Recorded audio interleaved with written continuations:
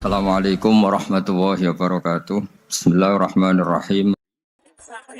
Wong saya hanya ngomong, hati saya tetap husnudzon. Bedanya ulama sama enggak gitu. Ulama itu rileks tapi hatinya salimal qalbi, salimas sarir. Kalau orang munafik lisannya bagus tapi hatinya jelek. Jadi kalau saya lisannya bagus, terlalu bagus malah bahaya. Karena khasnya orang munafik tuh lisannya bagus. Wah, saya ngawur itu masih ada ilmunya.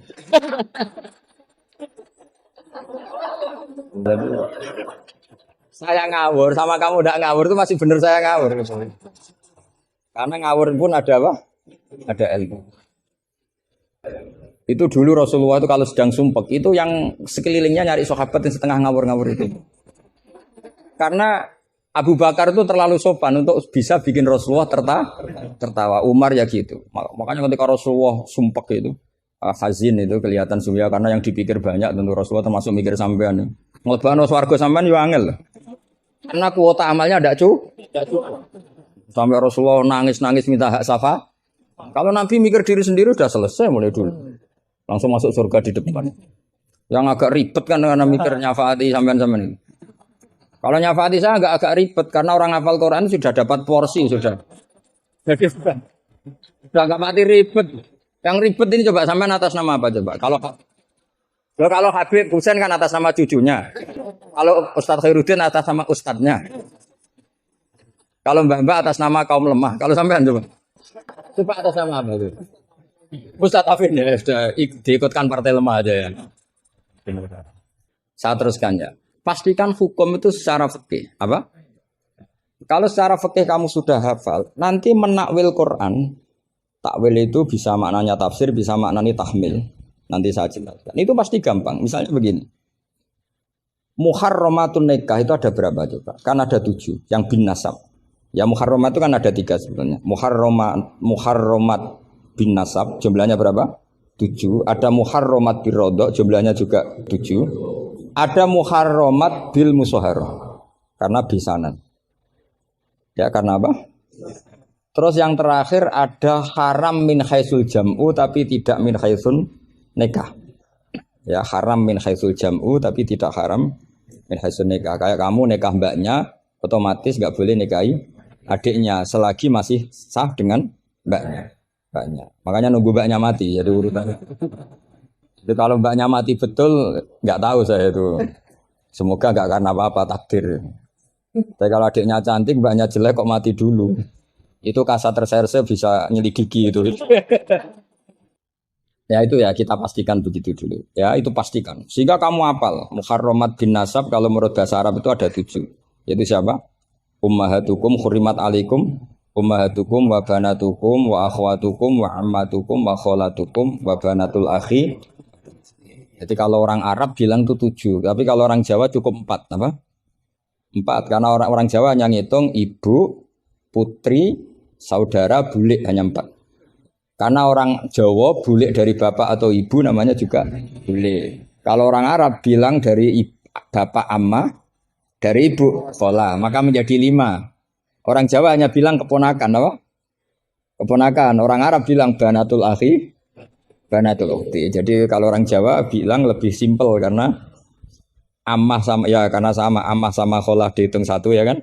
Bule ponakan dihitung 1. Sementara di Arab dihitung 2. Terus rodok terus tadi musoharo. Terus min haisul jam'u. Kita ketika ngaji taktib jam'u itu diteruskan. Tidak sah menjam'u baina mahromaini. Tidak diresaksikan bainal ukhtaini tapi baina mahram ini. Tidak boleh menikahi perempuan yang ada hubungan mahram. Pengandaiannya gimana? Imro'atani sing lau furidot ikhdahuma dzakaron tidak boleh nikah. Jadi yang dikatakan 2 mahram apa? 2 perempuan yang andekan salah satunya lelaki tetap haram nikah. Berarti misalnya apa? Mbak sama adik, andekan salah satu lelaki kan enggak boleh nikah. Keponakan sama bule, andekan sang satu lelaki kan enggak boleh nikah. Perempuan dengan mbahnya, andaikan salah satu lelaki kan nggak boleh nikah. Nah, tapi Quran hanya ngendikan wa antasma'u bainal ukhtaini illa ma qad salaf. Tidak boleh mengumpulkan 2 saudara. Andai kan Anda terjebak tekstualistik, maka Anda hanya mengharamkan jam'u bainal ukhtain. Dan itu bahaya betul cara fikih, kriminal besar. Ya. Karena kamu berarti menghalalkan orang menikahi perempuan berbarengan dengan bulenya. Kadang kan bulenya juga masih cantik. Ya, atau misalnya yang kamu nikahi umur 17, 18, bulenya umur 30. Terus cantik bulenya. Terus bulenya sekalian gitu. Atau nikahi bulenya, terus ponakannya cantik. Kalau sama banyak kayak enggak ya. Kan 17 versus 70. Jadi enggak usah dilarang kayaknya keterlaluan lah. Bayangkan apa? Al-jam'u bainal mar'ah wa jaddatiha. Itu nunggu kelainan maksudnya itu. Nah pertanyaannya begini. Kalau Anda tidak mahir bil fikhi, saya ulang lagi, Anda tidak mahir bil fikhi, maka ayat wa antajma'u bainal ukhtain termasuk ayat muskilah. Atau Anda tidak mahir bil fikih, bahkan Anda iftak secara menyesatkan. Yang haram itu jam'u bainal ukhtain karena itu yang mansus di Quran. Kalau bainal mar'ah wa amatiyah enggak ada di Quran, wa kholatiyah enggak ada. Itu sesat dan sesat. Itu wajib diboyong kalau pondok sini. Wajib diboyong dan harus enggak dapat tiket ke surga itu. Kecuali tobat ya tentu kecuali. Maka ajaran kita enggak boleh orang terjebak tekstualistik, harus ada ilmu usul fikih. Nah, barokahnya kamu hafal fikih tadi. Maka ayat wa antajma'u bainal ukhtain kamu fikih ini min itlaqil ba'di wa iradatil kul. Jadi ketika Allah mengatakan ukhtain adalah melafatkan ba'dun min afrodil muharramat tapi wa iradatil kul. Jadi ukhtain bukan dengar makna dua bersaudara tapi fardun min afrodil jam'i bainal muharramat. Dong ya. Jadi coba, artinya kamu bisa maknani itu karena kemahiran dalam fikih, sehingga tidak terjebak bainal ukhtain. Makanya zaman Nabi Sugeng itu sudah menambahkan wala bainal mar'ati wa ammatiha, wala bainal mar'ati wa kholati. Tapi Nabi memang enggak menambahkan wa jaddatiha. Karena Nabi tadi itu tahulah kalau itu hanya orang enggak waras yang bayangkan. Kan enggak usah dilarang juga pasti orang enggak akan melakukan itu. Kan misalnya yang kamu nikah kan rata-rata umur 20, mbahnya umur berapa coba? Ya sudah 70 kan? Enggak usah dilarang juga agak kebayang kan? Ya nunggu gak waras dulu kalau sampai kepikiran nikah ibahnya juga itu. Dia mukallaf ini katanya. Nah, jadi saya ulang lagi ya, kalau kamu ingin mengkaji apa? Tafsir ya, pastikan fikih itu ngelotok andori kolbi. Sehingga lafat-lafat yang meskipun muhim itu memberi salah cipta. Cara kiye ini apa kalau muhim? Kiye Jawa maknane muhimun, lafat yang maringi salah cipta. Lafat yang zahirnya itu memberi salah paham. Muhim itu dulu. Ya kayak tadi loh, wa antasma'u bainal ukhtain kan hadil ayat tuhimu seakan-akan yang haram itu hanya jam'u bainal ukhtain. Itu apa kalau bahasa Madura? Apa? Itu bahasa Indonesia enggak bahasa. Itu bangsa Indonesia ada bangsa Madura yang menurut bangsa Madura. Kalau tadi makna bangsa Indonesia bukan. Pokoknya seperti itu. Jadi kepastian, makanya menurut saya tradisi guru-guru kita ya mulai Mbah As'ad, mulai sekarang ada Gus Azaim, mulai dulu ada semuanya lah, ada Gus Fawaid. Tradisi guru kita ini sudah benar. Orang itu enggak boleh belajar tafsir Jalalain sebelum belajar mabadi fikih, pesolatan, sulam taufik, sulam Safina. Sekarang itu termasuk minal fitan besar, termasuk fitnah besar sekarang. Orang belum belajar apa-apa langsung belajar tafsir. Saya ini kecelok ahli tafsir, tapi belum pernah saya baca tafsir secara masif. Saya tiap ngajar tafsir pasti ngajar fikih. Saya sampai sekarang masih ngajar Muhadzab, ngajar Fathul Wahab. Bahkan kitab terkecil fikih pun saya ajarkan, yaitu Sulam Taufik. Saya ngaji tafsir hanya 2 minggu sekali. Itu pun saya mesti ngomong fikih. Karena takut tadi. Takut orang-orang itu hanya ngomong tafsir dan ngomong apa? Itu termasuk ngaji khasa tafsir itu mesti ngomong fikih. Bahkan Pak Quraisyihab, Profesor Quraisyihab mengagumi saya dari segi saya selalu ngomong fikih. Karena tadi gak kebayang tafsir ini kalau gak dikawal fikih coba. Misalnya kalau antas mau bainal ukhtain terus kamu secara lama bilang, "Oh ini jelas Allah hanya mengharamkan bainal ukhtain." Kalau boleh kan ya masih cantik. Waduh. Itu kalau saya jadi kiainya, saya langsung sujud sama Allah, ya Allah jangan kasih tiket surga. Bukan sekedar tak boyong. Kalau tak boyong masih bagus. Tapi kalau kita ngelotok fikih, secara fikih sudah angzori kolbin pasti tahu. hadil ayat iki cara balaghah min itlaqil ba'di wa iradatil qul. Jadi ketika Allah menyebut bainal ukhtain mewakili makna bainal mahramin. Apa? Bainal mahram. Itu kan sama seperti Nabi ketika tawaf cung yo ning Hajar Aswad. Manane ya semua Ka'bah. Ora kok kowe mau bengi Hajar apa? Hajar Aswad. Itu biasa dalam bahasa Arab seperti itu. Sama seperti Nabi, orang baik adalah yang memegangi anak yatim, ngelus-ngelus kepala anak yatim. Kayak ngelus-ngelus tok bisa wong akeh. Maksudnya ngelus-ngelus itu bukti tarohum, apa? Sayang lah, sayang itu dibuktikan dengan memberi kebutuhannya. Jadi ngelus-ngelus itu ya sambil ngasih 50.000 atau ngelus-ngelus tok ya repot. Iki kiai aneh cah yatim dikumpul loh. Dilus-lus tok karena hadisnya mau masur asil yatim. Ya ada seperti itu. Masru ibaratun anit tarohum. Wa tarohum ya min ayakuna infakon au ghairu infak. Ya harus seperti itu mau tidak mau.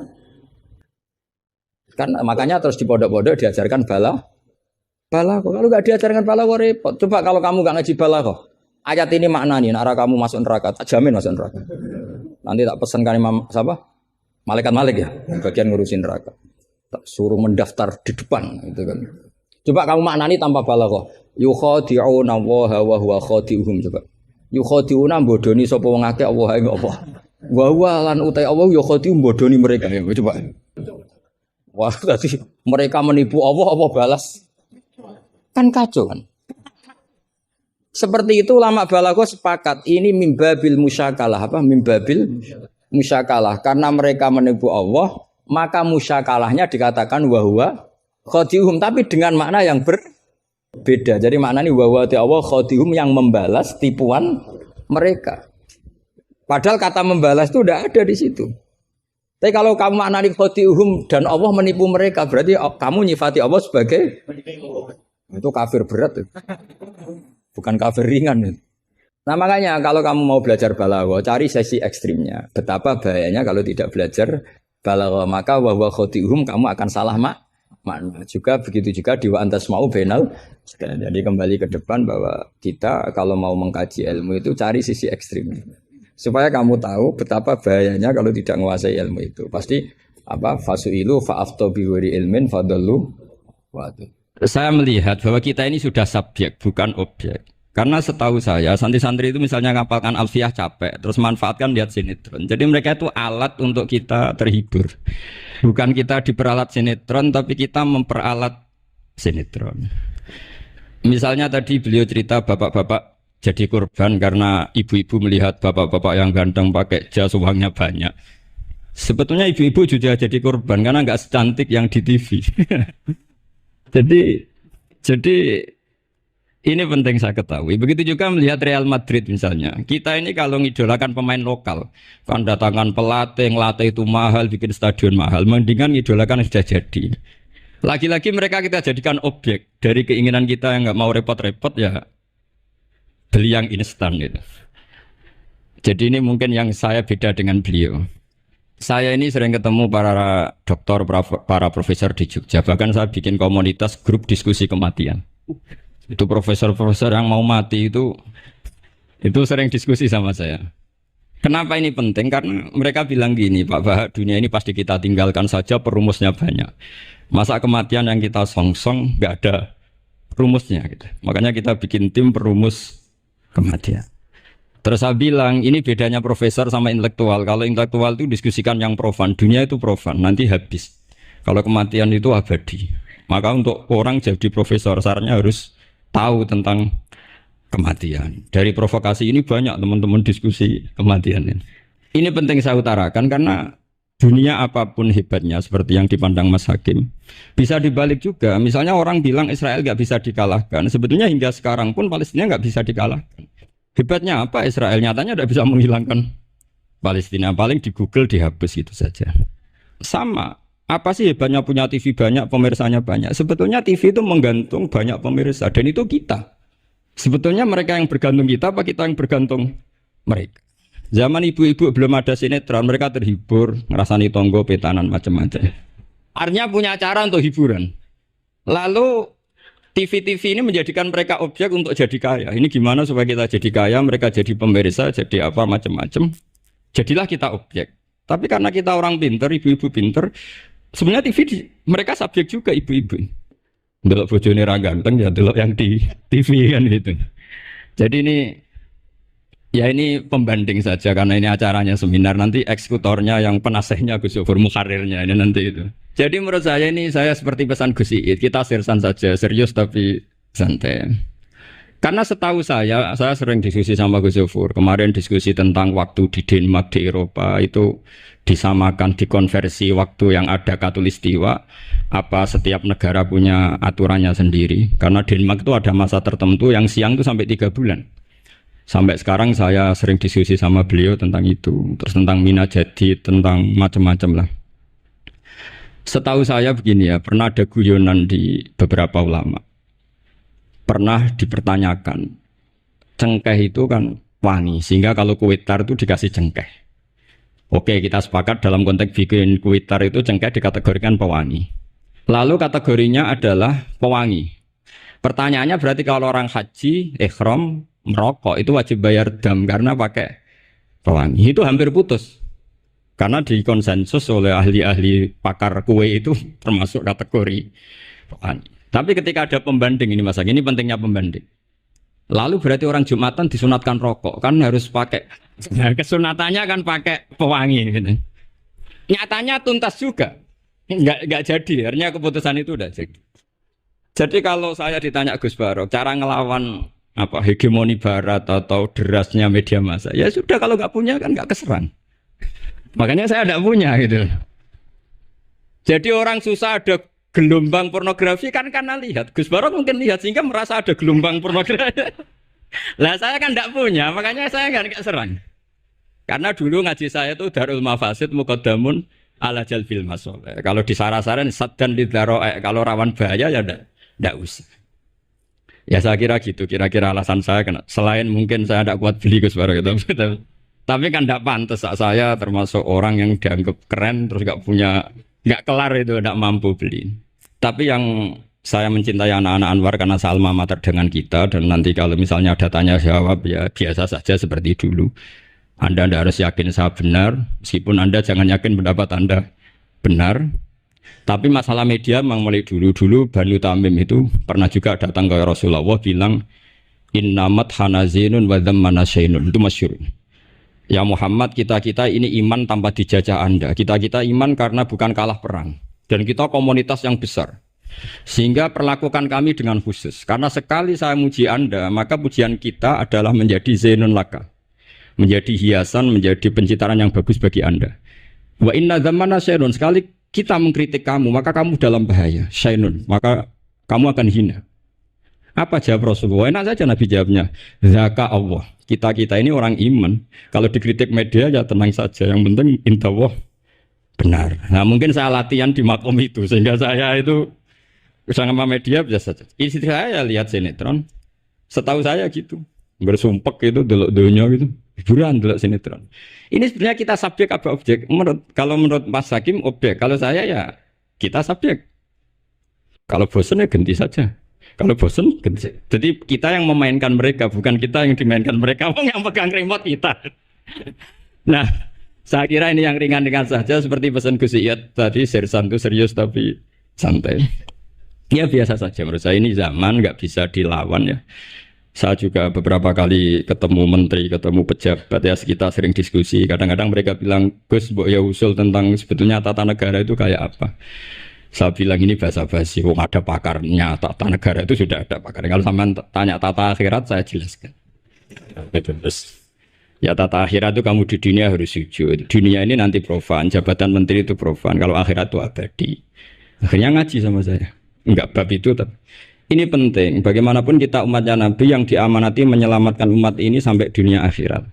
Kalau yang di dunia sudah ada spesialis ya kita terima. Bagaimanapun orang Islam itu kalau bisa ya di dunia hasanah. Tapi yang sudah agak-agak berKTP akhirat kayak saya jangan dipaksa. Ini penting ya karena memang ayatnya wafil akhirati hasanah. Jadi kita tidak boleh hanya bicara kompetisi antar TV macam-macam. Kalau antar program pengajian mau saya. Nah itu. Ya saya kira demikian, ini penting ya pembanding itu. Karena saya punya cerita ya, betapa Rasulullah SAW ini sangat-sangat akademik ya. Saya punya cerita agak serius. Setelah ini selesai, saya ini terakhir Gus Bara. Suatu saat ada seorang sahabat, ini yang disetujui atau diamini oleh para ahli tafsir. Dia perang gitu atau ditugaskan ke Nabi itu. Di kitab saya, sahabat itu namanya Muhallam bin Jassamah. Saya nggak tahu kalau nama itu di kitab Anda, karena beda kitab namanya beda. Dulu itu kalau saya jago Tyson, kok Tyson kalah, oh di TV saya Tyson menang gitu. Tapi semenjak ada real time katanya nggak mungkin nanti. Kalau Tyson menang ya menang semua. Tapi kalau kitab itu beda. Di ayat idza darabtum fi sabilillahi fatabayyanu itu. Kemudian Muhallam bin Jassamah ini membunuh satu orang. Di kitab saya namanya itu Amir bin Abbad. Setelah dibunuh, padahal orang ini setelah terdesak melafadzkan la ilaha illallah Muhammadur Rasulullah. Dalihnya ini kan tentang informasi juga ya, ini kaitannya masih informasi, saya bukan menyempal dari tema. Ditanya sama Rasulullah, kenapa kamu tetap bunuh padahal dia sudah melafadzkan la ilaha illallah? Kata dia, innama qalaha muta'awwidzan, dia melafadzkan itu karena muta'awwidzan saja, ingin berlindung dari serangan kita. Kata Nabi masih ya Nabi itu kan nggak mudah terpancing emosi. Halla syakok ta'an batnik. Bahwa kamu bedal ya, atau kamu bedah lah. Hatinya isinya kayak apa. Si Mulaham tadi masih balik loh. Ya Rasulullah, lau syakak tubat nahu akun tu'a'lamu ma fi qalbi. Kalau saya bedah, apa saya harus tahu apa isi hatinya? Kata Nabi, ya kamu tetap nggak tahu meskipun kamu bedah hatinya, kamu tetap nggak tahu. Kenapa engkau nyuruh bedah ya Rasulullah? Wong akhirnya saya tetap nggak tahu. Unik jawabannya Nabi itu. Makanya kamu itu sembrono sekali, ngawur sekali kamu. Fala anta ta'lamu ma fi qalbi wala anta taqbalu ma takallama bi. Kamu itu orang aneh. Tahu hatinya ndak akan tahu, tapi menerima omongan yang zahir juga nggak mau. Terus mau kamu apa? Kemudian orang ini itu dianggap punya kesalahan besar. Satu, bantah Nabi dan membunuh orang sing talafadhu bi kalimati la ilaha illallah. Akhirnya ketika dimakamkan itu lafadzatul ardi. Dimuntahkan oleh bumi sampai 3 kali. Rasulullah ngendikan innal ardo taqbalu man huwa syarrun minhu walakinnallaha wa'adzakum alla ta'udu. Sebetulnya bumi itu sering menampung orang yang lebih jelek ketimbang dia. Kita tahu dulu bumi yang nangkung Namrud macam-macam lah, Abu Jahal, Abu Lahab. Tapi kenapa ini jadi begini, enggak diterima bumi? Karena Allah wa'adzakum alla ta'udu. Allah memberi nasihat supaya kamu tidak mengulang. Artinya begini teman-teman santri ya, dalam menerima informasi itu ada hal-hal yang butuh kita sikapi. Ada yang enggak misalnya gini. Masalah talafut bi kalimati syahadah, bi kalimatai syahadah. Itu siapapun yang melafadzkan harus kita terima karena ini kalimat sakral. Bahkan ketika terdesak. Yaitu masyhur itu dalam cerita sebagian kitab Usama bin Zaid itu pernah membunuh orang padahal sudah talafadhu bi syahadatin. Itu sama Nabi disalah-salahkan. Padahal kata Usama, tapi dia sudah memotong tangan kita, kaki kita. Masa pas kita punya kesempatan tidak boleh bunuh ya Rasulullah? Kata Rasulullah tetap saja ngendikan kaifa tasna'u bila ilahil wahida ja'at yaumal qiyamah. Terus begitu. Nah ini kalau dalam ilmu tafsir atau ilmu hadis disebut kebenaran absolutisme. Sehingga ada hadis mangqala la ilaha illallah dakhalal jannah wa in zana wa in saraq. Kalau di bab fikih informasi itu bisa kita terima kalau mukhbirnya itu adil. Datanya valid. Tapi khusus kalimat syahadat itu tidak wa in zana wa in saraq. Harus kita terima. Sehingga kita tidak pernah mengkafirkan orang fasik. Misalnya lonte ditanya Tuhan siapa ya Allah. Rektor Al-Azhar jawabnya ya Allah. Ketua MUI ya jawabnya ya. Jangan karena misalnya copet bilang Tuhan itu Allah terus MUI bilang wah saya tak jawab yang lain lah nanti sama gitu. Saya pernah ditanya sama dosen di Jogja, Pak Bahak kenapa ada kata wa in zana wa in saroko? Kesannya itu Islam membolehkan zina. Terus saya bilang ini contoh absolutisme kebenaran. Jadi kalau kebenaran itu absolut kita terima dari siapa saja. Tukang becak ngomong dapat 2 tambah 2 ya 4. Lonte bilang 4. Pakar matematika 4. Rektor UGM nanti ya bilang 4. Sama. La ilaha illallah itu kalimat yang absolut. Sehingga di TV misalnya, apapun TV Yahudi atau TV Nasrani, kalau programnya itu benar menerangkan kebenaran, meskipun mereka niatnya bisnis. Tapi kalau kalimat itu kalimat yang benar, ya mau tidak mau kita terima. Terus kedua, ada informasi yang kita sikapi dalam suasana genting. Kayak zaman perang Uhud, ada isu bahwa Rasulullah itu kutila, dibunuh. Kemudian ini melemahkan para orang Ansor dan Muhajirin atau Muhajirin dan Ansor. Terus kata Rasulullah, Umar, ajibu, kamu harus menjawab bahwa saya masih. Akhirnya Umar berteriak keras bahwa Rasulullah itu masih hidup. Ini contoh-contoh informasi yang secepatnya harus dijawab. Terus ketika informasi yang nggak penting dijawab karena memang sudah hoax, sudah sampah. Misalnya gini, orang melihat di TV infotainment itu nggak pernah yakin kok benar apa enggak. Ibu-ibu itu butuh hiburan, melupakan suaminya, utangnya, macam-macamnya. Makanya saya bilang, ibu-ibu ini subjek, bukan objek. Jadi ini yang saya beda dengan Mas Hakim. Tentu saya punya sisi kesalahan karena saya juga nggak perlu akurat, karena ini tidak bidang saya. Tapi cukup jadi pembanding. Karena ini menyangkut harga diri Mas Hakim. Kesannya kalau kita objek kan kita ini kayak orang bodoh yang diatur-atur gitu loh. Tapi kalau subjek kan keren gitu, kadang-kadang. Wa mufradul ulati mufrate sing pertama iku nusyur. Nusyuran ka rasulin rusul. Nggih nusyur. Wal akhirah utawi mufrate sing akhir iku nasyir. Di kula terangno nggih cara madzhab Abu Hanifah banyu iku ora iso najis. Wes pokoke banyu iku nyucekno dadi ora iso napa? Najis. Tapi kalau dalam madzhab Syafi'i itu air yang tidak sampai 2 kolah. 2 kolah niku ukuran 1/4 itu sekira-kira 1 meter persegi. Berarti kiri kanan atas bawah niku napa? 1 meter niku pun 2 napa? Kolah. Niku nak cara Imam Syafi'i jika air sebelum 2 kolah itu kena najis sedikit rubah atau tidak rubah najis, nggih. Tapi kalau terlalu banyak meskipun kena macam-macam tidak nopo, tidak najis. Terus ila mata ghayyara kecuali yang rubah. Di misalnya ada limbah, ada kubangan besar gitu yang beribu-ribu liter, tapi kok warnanya sudah warna coklat, ya kayak tinja macam-macam itu dihukumi nopo najis. Tapi wis macam-macam malah madhab dalam air itu. Tapi saya pastikan itu madhab ulama. Saya pastikan itu madhab ulama. Kalau teks hadisnya begini nih, monggo nak jiran api latihan ijtihad, kok menyesatkan ya ora apa-apa, sementing ini latihan. Jadi di Madinah, ini hadis di Musnad Ahmad. Di Madinah itu ada sumur, bukan sungai loh. Saya ulang lagi sumur, bukan sungai. Kalau sungai itu konotasinya kan luas, panjang, mengalir. Ini sumur, bener-bener apa?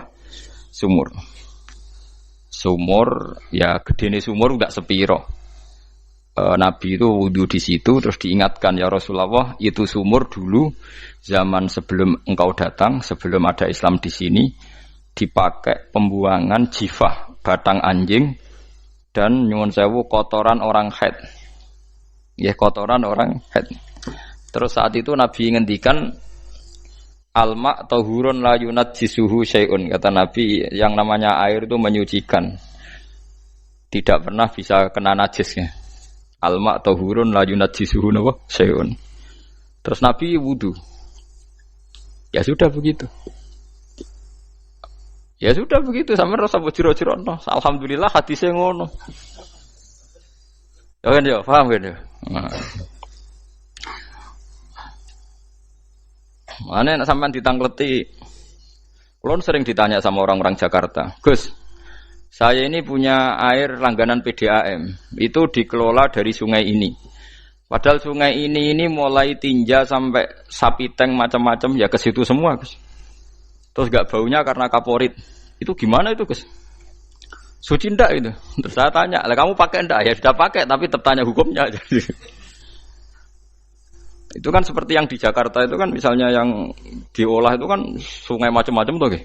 Lah itu yang limbah keluarga ya, kalau untuk nyuci piring enggak apa-apa. Sapi tang macam-macam kan ke situ juga. Ya kan ya, cara kok istihad ya.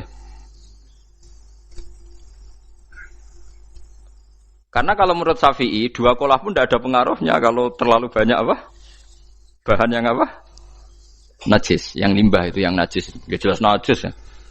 Kalau teletong sapi kan ijek ono intikal madhab rausul makul tohir. Kotoran hewan suci itu suci, masih banyak mazhab yang mengatakan bahwa kotoran barang suci itu suci, masih bisa intikal. Kalau kotoran manusia itu lebih kriminal, enggak ada mazhabnya itu. Jadi kotorane wedhus iku ana ulama sing darani suci, tapi nek kotorane ruhin gak ono. Nah, itu kan repot. Makanya kata sebagian ahli hadis, sebaiknya hadis itu tidak usah diistihati, pokoknya Nabi ngendikan begitu gitu. Ya sudah orang terus ya sudah begitu. Paham gitu. Terus seperti di sini misalnya yang di sini Gajah Wong itu kan atasannya sana mulai kali Code kan wong macam-macam. Mulai wong buang kotor air besar, air kecil kan lewat semua. Macam-macam. Makanya masalah air itu pokoknya sifatnya air itu ma'an tahura, sifatnya air itu mensucikan. Mensucikan itu dua dalam mazhab Syafi'i itu. Air dan tanah. Ya, air dan tanah. Terus sama Abu Hanifah ditambah satu. Ini kalau sampean coba tidak apa-apa, api. Makanya kalau ada boto, coroknya apa Mus? Boto ya. Boto bangunan apa? Boto. Itu kan kebanyakan kan kadang kan tipe buahan pletong itu kan ya. Terus dipakai boto. Dicampur-campur, diulet-ulet. Terus jadi apa? Boto. Cara mazhab Syafi'i tetap najis, dipakai masjid tidak bisa karena sebagian bahannya dari apa? Najis.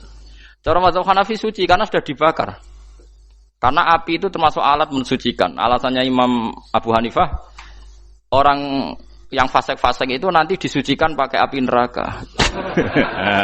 Berarti api itu bagian dari alat mensucikan. Jadi misalnya Ruhin mau sholat dibakar, sholat suci gitu. Karena api itu mensucikan. Buktinya orang-orang yang masuk neraka nanti sebelum masuk surga kalanya disucikan dengan api. Mana ada di neraka disucikan pakai air? Artinya kalau ada batu bata itu yang dipakai dari najis ya kemudian dibakar itu berarti cara mazhab Hanafi suci. Alhamdulillah tuh. Jadi kita bikin masjid nyaman karena bahannya dianggap apa? Suci. Lewat apa? Lewat apa? Api tadi dia dibakar. Tapi yang ngeri ya. Nggih. Ben sampean ngerti mazhab gitu. Terus saya memang tak niati setiap saya ngaji entah 1-2 tak sisipkan hukum fikih karena fikih ini yang kita alami keseharian. Nggih, fikih ini yang kita alami napa? Keseharian. Makanya saya minta teks hadis tadi jangan rubah. Pokoknya ada sumur loh tidak sungai. Sumur itu kan airnya tenang, tidak ngalir. Nyatanya Rasulullah sudah dilapuri. Ini batang-batang anjing dan bekas orang-orang haid, kotoran haid itu dibuang di situ ya Rasulullah. Terus Nabi menjawab, alma utahurun la yunajjisuhu syai'un. Terus orang-orang Syafi'iyah mentahmilkan dalam bahasa ijtihad itu dianggap itu mungkin sumurnya terlalu besar dan airnya terlalu apa? Banyak sehingga kotoran-kotoran itu tidak merubah warna. Tapi kata yang lain-lain masa yang bener aja gitu, masa banyu diam dimasuki kotoran gitu tidak nopo rubah. Nah itu ya itulah istihad. Istihad itu ya. Istihad itu guyonannya kan gitu. Pendapat saya benar mungkin salah, pendapat Anda salah mungkin apa? Benar. Karena ya sama-sama mirip-mirip itu untuk menganalisis itu.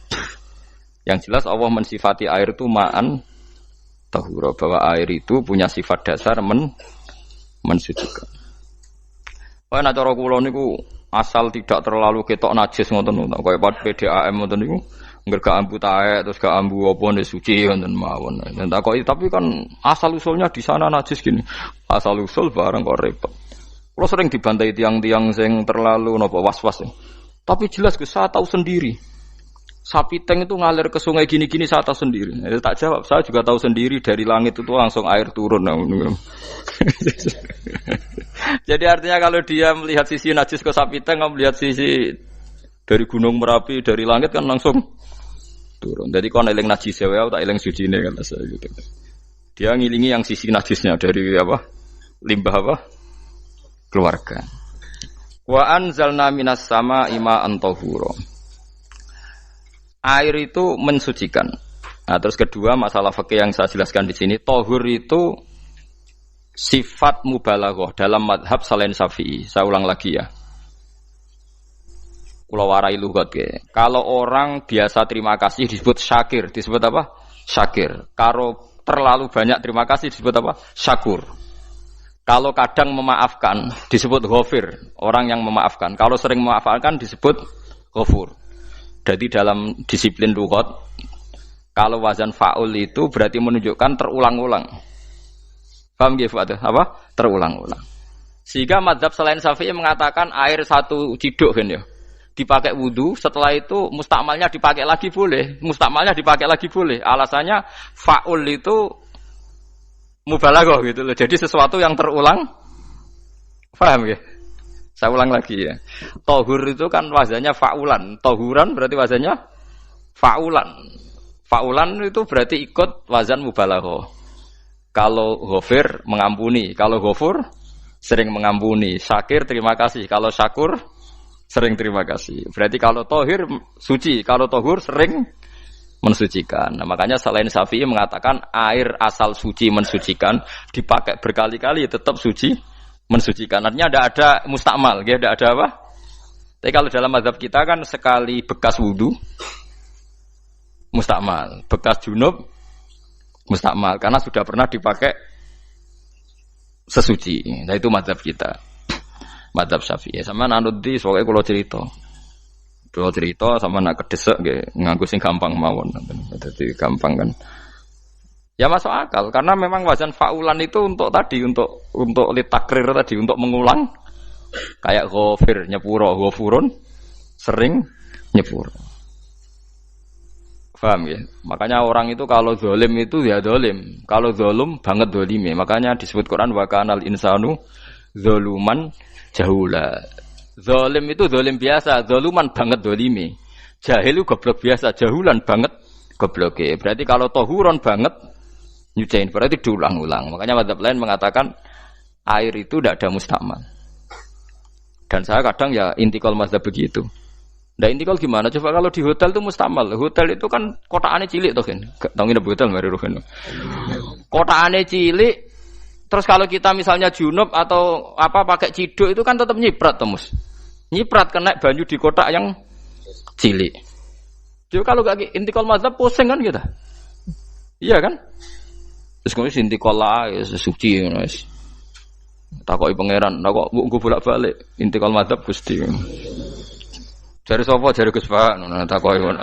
Lah kowe muni kowe kok ora takoki malah pusing. Kayak Mbah Khalil Bangkalan itu. Kalau nalkin mayit itu masyhur Mbah Khalil Bangkalan. Tidak nalkin mayit itu. Yo kan yo, aku sibuk urusanku akeh. Takoki malaikat ngenteni Mbah Khalil. Tinggal mire. Sing ngono tok. Nalkin meneh.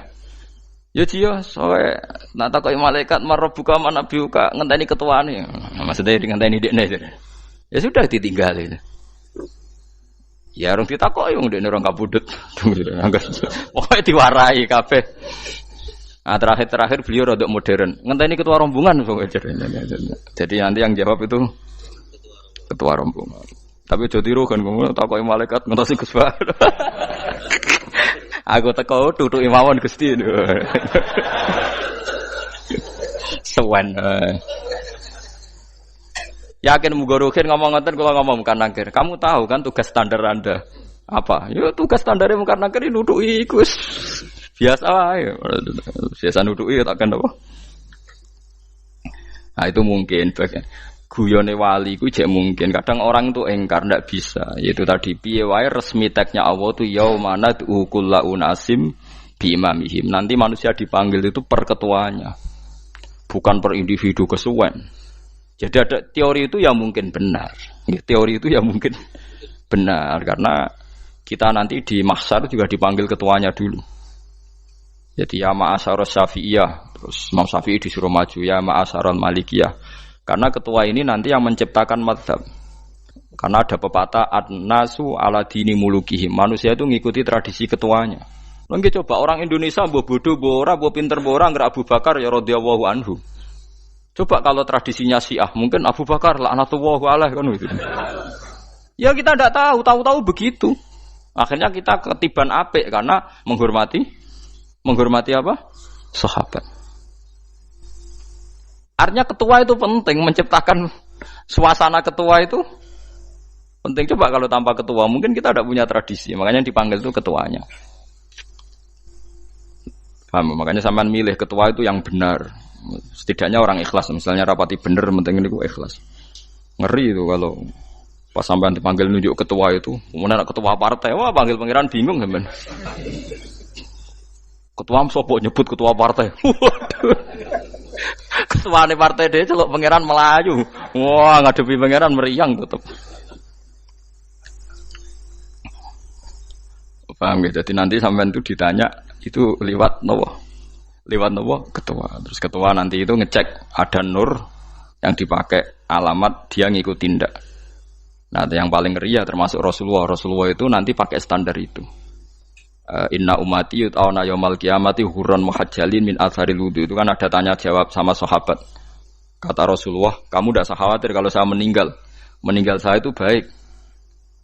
Hayati khairun lakum wa mamati khairun lakum. Saya hidup di antara kalian ya baik, setelah saya meninggal juga baik. Ya Nabi ya unik. Amma hayati fali asunna lakum as-sunan. Kalau saya masih hidup berarti saya bisa meneladani kamu melakukan beberapa sunnah, beberapa tradisi. Sunnah itu tradisi. Jadi orang kudu artinya sunnah itu wajib atau sunat. Buktinya di Quran ada sunnatallahil latif sunnatullah fil ladzina khalau min qabl. Jadi sunnahnya, tradisinya Allah menghukumi orang-orang dulu. Itu bisa orang benar, bisa orang tidak apa? Benar. Kata Nabi kalau saya masih hidup, fali asunna lakum asunan, saya bisa mentradisikan kamu beberapa sunnah, bisa wajib, bisa sunnah. Wa amma wafati ya khairun lakum. Kalau saya sudah meninggal nanti juga bagus. Mergo aku nak SK pundhut jare Nabi aku jejer pangeran. Dadi nak roh kowe apik, saya muji Allah, nak roh kowe elek langsung saya minta ampunan kepada Allah. Dan semua umatku nanti diampuni. Terus Nabi mulai menangis, tapi ada beberapa masalah. Ketika orang-orang itu ternyata umatku, mau saya ajak ke surga, kata Tuhan, kata Allah, innahum qad ahdatsu ba'dak. Mereka ini bikin aturan aneh-aneh setelah kamu Muhammad. Terus aku suhkon ya sudah kalau gitu tak tinggal ke surga, tidak ikut masuk surga. Nah kemudian ulama berdebat ahdatsu itu apa? So, ada yang itu bid'ah gitu, macam-macam. Kalau ulama Sunni ahdatsu itu ya bid'ah ibadah mahdhah. Jadi misalnya orang melakukan sholat zuhur kok 6 rakaat itu kan wong nganggur papat es kesel kok malah muni 6 itu. Utawa duhur kok mau 3 rakaat itu kan ya itu bid'ah. Karena ibadah mahdhah. Tapi kalau masalah sosial itu fleksibel. Fleksibelnya adalah misalnya dulu Nabi naik unta, orang yang anti bid'ah juga naik Innova. Padahal dulu naik unta. Orang-orang yang poligami itu ya tidak nunggu istri pertama mati. Padahal dulu Nabi poligami setelah Sayyidah Khadijah meninggal. Ya mereka baik-baik saja. Alasannya poligami sunnah Rasul. Padahal nak detailnya sunnah Rasul poligami setelah istri pertama meninggal. Jadi kayak Ruhin itu belum boleh. Istrinya kan masih hidup 2 dia.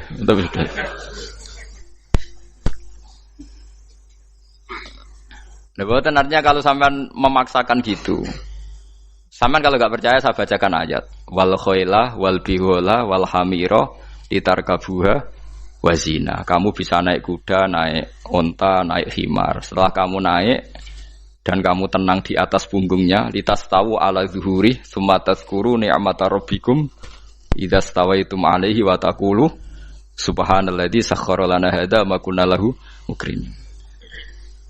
Artinya ketika kita naik onta zaman dulu dan tagnya memang onta, itu terus kamu baca subhanalladzi sakhkhara lana hadza. Apakah sekarang kesunatan baca itu kalau yang ditumpai onta, sehingga kalau yang naik Innova tidak usah baca itu gitu. Wah aku numpakku ora onta kok dadi ora usah maca subhanalladzi wa sakhkhara lana. Dhisik Nabi maca iku mergo numpake onta. Ya ngajak goblok bareng to, mosok umat tepuk kanthi begitu gitu. Makanya sensitif, bakas bid'ah ndak itu sensitif, tidak usah dibahas, biasa saja. Nek senara cocok ya diem aja. Sudah, sebenarnya nara cocok kalau sampai ngelakoni tapi tidak usah komentar karena jelimet.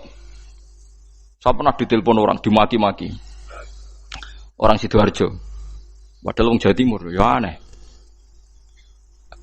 Kan ada orang matur Rasulullah namanya Abdullah bin Amr. Ya Rasulullah saya ini kuat kuat puasa terus. Kata Nabi jangan, puasa 1 bulan 3 hari saja itu sama dengan 1 bulan penuh. Karena 1 puasa sama dengan 10.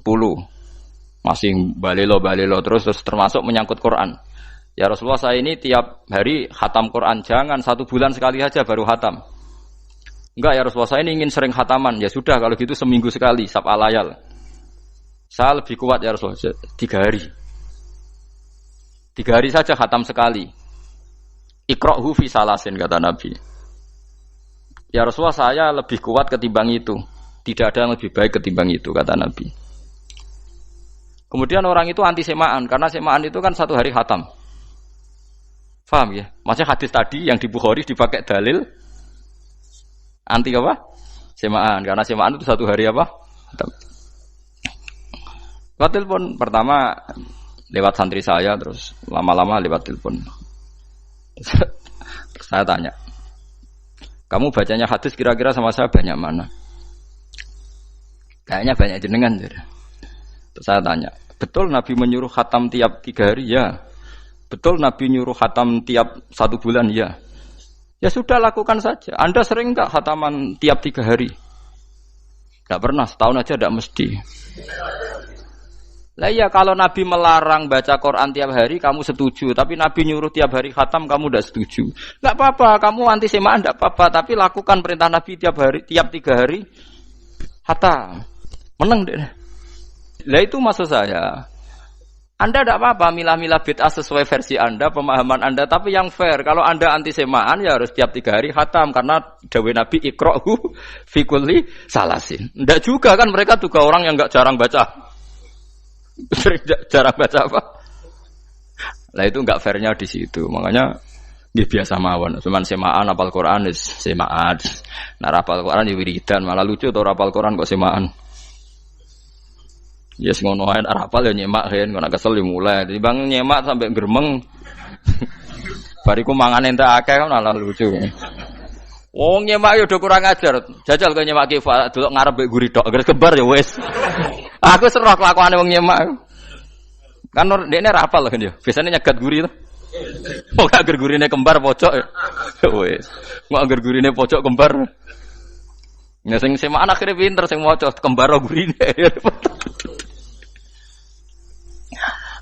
Paham gitu terus pau gitu tohuron gitu tak latih memahami Quran secara luwat. Quran bagaimanapun bilisanin arabiyim mubin. Ada ulama yang berpendapat tohir itu dimubalaghahkan tohur seperti ghafur, syakir, syakur. Sebab itu menurut mazhab ini tidak ada air apa musta'mal. Tapi kita biasa mazhab Syafi'iyah apa? Ada apa? Ada musta'mal. Itu masalah-masalah ijtihadiyah, masalah-masalah ijtihadiyah. Kalau masalah ijtihadiyah tadi pendapat saya benar mungkin salah, pendapat Anda salah tapi ya mungkin benar itu. Wa anzalna minas sama ma'an tahura, mutahhiron tegese banyu iku sing nyucekno. Linuhya supaya maringi urip ingsun. Bihi sebab anane banyu baldatan ing daerah maitan kang mati. Jadi istilah resmine pangeran yo aku nak nguripno bumi iku yo nganggo lantaran banyu. Dadi aja mbok soal pangeran kok butuh lantaran. Waduh repot. Mung Qur'ane pangeran dhewe istilahno aku nak nguripno bumi lewat lantaran banyu. Ya rasa mbok jurok-jurokno. Pangeran kok butuh lantaran. Lah lantaran lah ya iso, tapi nek Allah nganggo lantaran ya oleh ya aja terus Allah kok nganggo wasilah. Wah ya malah kacau. Ora usah ngono-ngono, ora usah mikir. Pokoke Qur'an diwaca ora usah dipikir, pun iman wonten mawon kok repot. Iman kok napa? Kok repot. Linuh ya supaya ngurip-ngurip sapa ingsun bi sebab banyu. Baldatan ing negara atau daerah maitan kang mati. Jadi sampean jangan mengatakan kalau Allah untuk menghidupkan bumi butuh air ya keliru. Allah itu tidak butuh apa-apa, nggih. Allah itu tidak butuh apa-apa. Tapi kalau Allah punya sunnah, punya adat menghidupkan bumi itu pakai air, ya Allah jangan kamu atur. Wong kowe ra pangeran kok ngatur. Itu kan ada cerita di kitab-kitab itu termasuk di Ihya itu. Nabi Musa itu sok dekat Allah. Jadi enggak mau mimik obat. Membuktikan bahwa Allah itu tidak butuh wasilah. Aqaqir itu maknanya obat-obatan yang dari herbal itu bahasa Arabnya apa? Al-aqaqir. Dia setiap konsultasi sama dokter disuruh minum herbal itu. Enggak mau dia. Enggak, saya akan disembuhkan Allah langsung, enggak usah lewat obat apa herbal katanya. Tiap dokter ditanya jawabannya sama. Oh, dokter goblok. Kamu belum tahu ya kalau Allah itu enggak butuh wasilah. Malah marah-marah dia tuh. Akhirnya dia konsultasi langsung ke Tuhan. Apa betul ya Allah saya butuh minum akokir? Terus lah kata dokter gimana? Karena herbal itu fungsinya gini-gini. Terus Musa sing gawe fungsi herbal ngono iku sapa? Nggih jenengan. Lah yo aku gawe fungsine ngono kowe ngombe kok ora gelem. Sing gawe iku ya aku. Jadi sing gawe bodrek ku nak kowe ngelu, bodrek mandi sing gawe ku ya pangeran, rumangsamu sapa? Sing gawe ruhe nak bar kelon lega ya pangeran. Mangsamu sapa? Omane bojone ayu kan. Ah, sing wis pangeran ora usah aku isin gengsi, ora usah ngono. Kalau muni elek dibanding bojone ning swarga, nek ning dunya ya ayu, nguruhin ya diselera kok udarane. Paham gitu. Terus itu masalah yang enggak akan selesai ila yaumil qiyamah. Jadi ada cara pandang langsung Allah itu ya bisa. Tapi misalnya ada sunnatullah ya jangan kamu tentang. Termasuk Nabi Musa akhirnya Nabi Musa mau minum, setelah minum sembuh. Terus ketika sembuh diberitahu Allah, memangnya kenapa kalau minum obat itu? Obat itu ada khasiatnya yang bikin juga Allah. Kok kamu hindari itu alasannya apa? Wong yang bikin juga Allah. Makanya kalau kamu percaya wasilah, kalau terpaksa percaya, kamu harus yakin bahwa nomor satu adalah Allah Subhanahu wa Ta'ala. Kalau kamu takut orang itu syirik, ya gak apa-apa, kamu lawan, harus kamu lawan. Memang selera kamu begitu. Kamu harus tidak usah ikut pakai, wong kamu khawatir, tidak apa-apa. Jadi sing khawatir syirik, ora usah nganggo ali-ali, ora usah nganggo ake. Tapi sing seneng dagangan, ya nganggo. Ora usah jimat-jimatan ini niati napa booming ngoten mawon niati dak. Kulo nu akeh larang sedurunge rame-rame akeh. Barang akeh kerame terus mboten kula nggo. Wah, darani murah repot. Nggih kula mboten sombong. Dulu akehnya bapak itu zaman Bapak Sugeng tuh pernah ditawar ditukar mobil. Zaman itu mobilnya harga 60 juta. Dan itu wasiat Bapak untuk saya. Saudara saya sepakat itu untuk saya. Dulu kadang-kadang tak pakai. Setelah akeh booming terus dikira ini yang gelondongan berapa kilo 25.000 muruah camah cara Jawa camah tidak pernah tak pakai. Saya yakin ikut turun itu aki-aki yang mahal itu karena dikira yang produk ya yang asal itu yang itu. Paham gitu tuh sampean biar tahu duduk perkara ini. Jadi tohur ya tohuron itu sifat mubalaghah. Tapi kalau dalam madzhab Syafi'i tohur itu ismul alat. Jadi tidak maknanya mengulang-ulang sehingga Imam Syafi'i tidak membolehkan wudu pakai air apa? Mustamal. Lah menurut hadis kayaknya benar Imam Syafi'i secara lahir. Karena Nabi ngendikan sisa air wudu itu membawa dosa Anda. Kata Nabi, jika seseorang wudu maka kotorannya keluar dari ajfan, dari pelapuk mata, dari apa sampai keluar dari mimbaini adzofiri, sampai keluar dari bawah-bawah apa? Kuku. Sehingga kalau air ini sudah membawa kotoran dosa Anda, berarti air ini kan sudah menjadi air kotor. Andai kan Anda mukasyafah, maka air ini sudah penuh dengan kotoran. Enggak mungkin air yang sudah penuh kotoran dipakai wudu lagi. Itu cara berpikir Imam Syafi'i. Ya sampean ikut mana ya? Ya gampang kan kalau keadaan normal ya ikut Syafi'i, kalau air banyak, kalau tidak normal ya ikut mazhab yang lain. Kan gampang. Gitu aja kok repot tuh. Ya itu pentingnya orang ngaji ya di situ tuh harus banyak pilihan. HP kartune loro masa mazhab mesti tok. Itu kan gitu. Ya pokoknya gitu. Kalau yang percaya wasilah ya pakai istilah pangeran linuhyabi baldatam maita, ada kata bihi. Allah menghidupkan bumi itu dengan pelantaraan air, padahal Allah tidak butuh perantaraan. Tapi yang anti ya enggak apa-apa. Memang yang percaya wasilah itu ya bahaya juga. Yes, pokoknya yes. Sudah pakai 2 kartu apa susahnya tuh? Ya enggak apa-apa. Asal ada ilmunya, ya tidak karena emosi. Memang ada apa? Ada ilmunya. Linuhyabi baldatam maita wanus qiyahu lan nyirami ingsun yastawi podo baldatam maita bitakhfif lan takhfif maita maksudnya buatan mayita tapi napa maita yastawi podo fi ing dalam dawa maitan apa al mudzakkar muannas lan muannas zakkarahu mudzakkarna sapa Allah taala hu ing dawa maitan bi tibaril makani kelawan diitung tempat mesti maitan wanus qiyahu niku masalah nahwu lan nyiramno ingsun hu ing banyu ilma ategese banyu mimma sing perkara khalaqna kang wis gawe ingsun gawe siraman an aman ing pira-pira raja kaya kewan ibilan tegese unta wa bakaronan sapi wa hunamanan wedhus wa anasiya lan pira-pira manusa kasiron kang akeh iki unike Quran kadang kewan mbek manusa iku dibakas dhisik kewane engko nek ndelok dosa mbek ora ya apik kewan tapi nek ndelok diakal mbek ora ya apik manusa tapi nek didelok manusa mbek kewan niku dosa ndi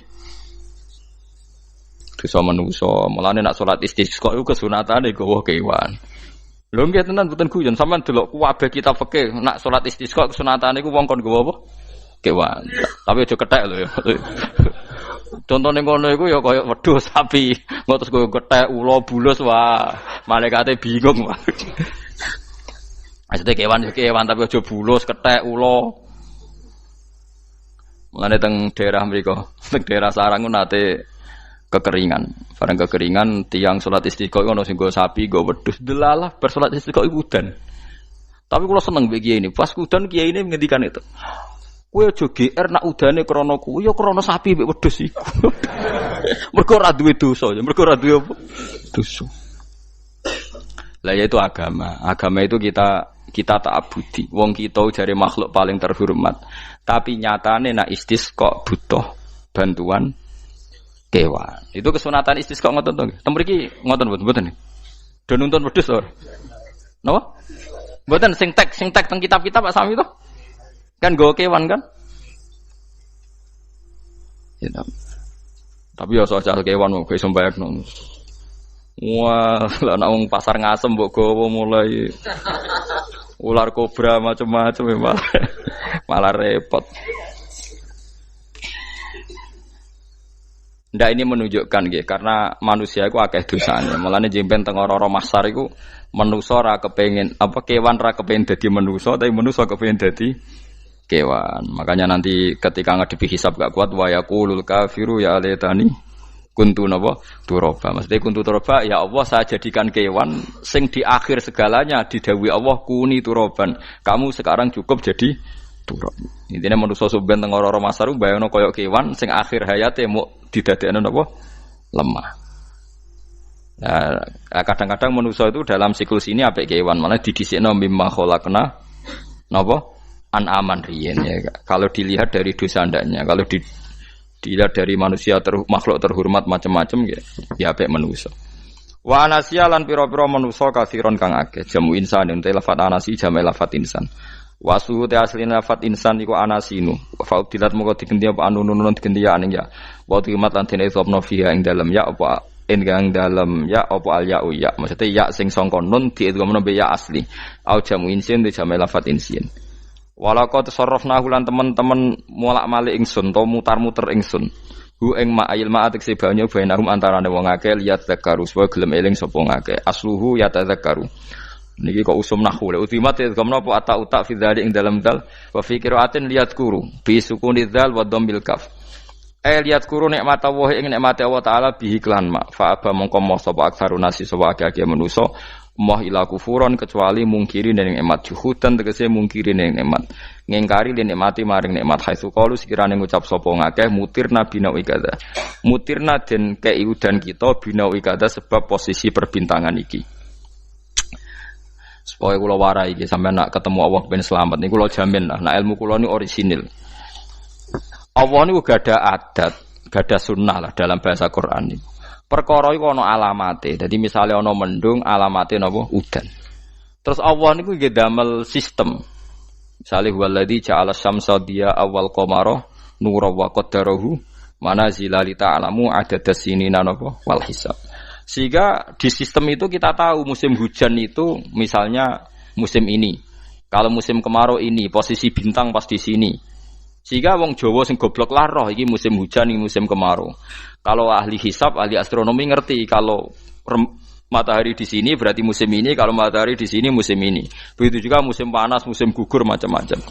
Itu kita tahu, itu sunahnya Allah dan itu yang bikin Allah, kita tahu. Tapi sekali ada hujan kok kamu bilang begini, wajar udan deres wong rendeng. Itu Allah tersinggung karena kamu nganggep udan itu jasane rendeng ora jasane pangeran. Gak repot ngadepi pangeran. Ya memang begitu. Karena inginnya Allah manusia itu punya dua kecerdasan. Kecerdasan yang diciptakan nubuwah yaitu akidah dan kecerdasan yang diciptakan sains yaitu pengetahuan. Itu inginnya Allah. Jika menyangkut hisab dan ru'yah yang diperdebatkan oleh Muhammadiyah itu sebetulnya juga masalah sepele. Masalah sepele itu begini. Siapa sih yang mungkiri hisab? Wong hisab itu ya nasib pangeran li ta'lamu adadas sinina wal hisab. Siapa sih yang mungkiri ru'yah? Wong ru'yah itu hadisnya sahih. Yasumu li ru'yati wa aftiru li ru'yati. Fa in humma 'alaikum fa akmilu iddata sa'ban salasina yauman. Jika kamu ragu ya ikmal. Ikmal itu menjadi 30 hari. Sekarang sampean saya tanya, ikmal 30 hari itu dari hisab apa ru'yah? Hisab kan namanya ikmal itu pakai saiki wis 29, nek kepen ikmal 30. Lho ikmal itu ru'yah ta hisab? Hisab. Jadi apa susahnya sih pakai dua ilmu itu? Tapi sekarang jadi politik identitas. Pokoknya kalau ru'yah itu NU, kalau hisab itu Muhammadiyah. Terus dijak goblok bareng kan kita. Mulane susah jadi ulama itu. Mergo dijak goblok niku lho. Ya sama seperti kunut ndak kunut. Saya Muhammadiyah itu lahir tahun 1912, NU 1926. Orang tahu semua sebelum itu zaman Madzhabul Arba'ah Abu Hanifah itu ndak kunut. Imam Syafi'i kunut. Terus kamu bilang Syafi'i NU, Abu Hanifah Muhammadiyah. Memangnya Imam Syafi'i tahu Rois Am? Jadi kita yang ulama itu biasa saja karena melihat Imam Syafi'i itu kunut, Abu Hanifah ada kunut. Tahu-tahu sekarang jadi politik identitas kalau kunut itu NU, ada kunut Muhammadiyah. Memangnya Imam Syafi'i tahu dadi Rois Am ning PBNU sing liwat ahwa kan mboten ate. Jadi kalau ulama itu lebih sederhana cara berpikir. Ya sudah, hisab itu ya ilmunya Allah, ruya ya ilmunya Allah. Jadi misalnya dagang dihitung, kalau dihitung itu rasional berarti sain. Kalau tidak dihitung kok berarti jenenge kejutan ya enggak, kita pernah ngalami semua. Kita pernah ngalami dua-duanya kan? Dihitung ya pernah laba, kejutan ya pernah. Musim sulit dagang rugi ya biasa, kecengklok rugi kebodhon biasa sama pernah. Anggap aja kalau rutin namanya sain sesuai hitungan pengetahuan. Kalau model ngono kejutannya selesai kan? Kok dibenturkan? Kejutan sama rutin itu absolut mana? Akurat mana? Ya ngajak goblok bareng. Paham ki biasa mawon wong sing seneng ilmu tuh ben biasa roh iku roh donya ben. Ya ben biasa. Nah sekarang itu usum anti ilmu itu usum. Yang usum sekarang itu politik nopo identitas. Soalnya batik wong Yogyo, wah batik nasional berarti wong batik wong Indonesia, anak batik ra wong Indonesia. Jadi batik nopo pakaian apa? Nasional. Ya wong golek hadis nganti ngelu kesunatan ibadah nggo klambi putih. Ora ana kesunatan ibadah nggo klambi napa? Batik.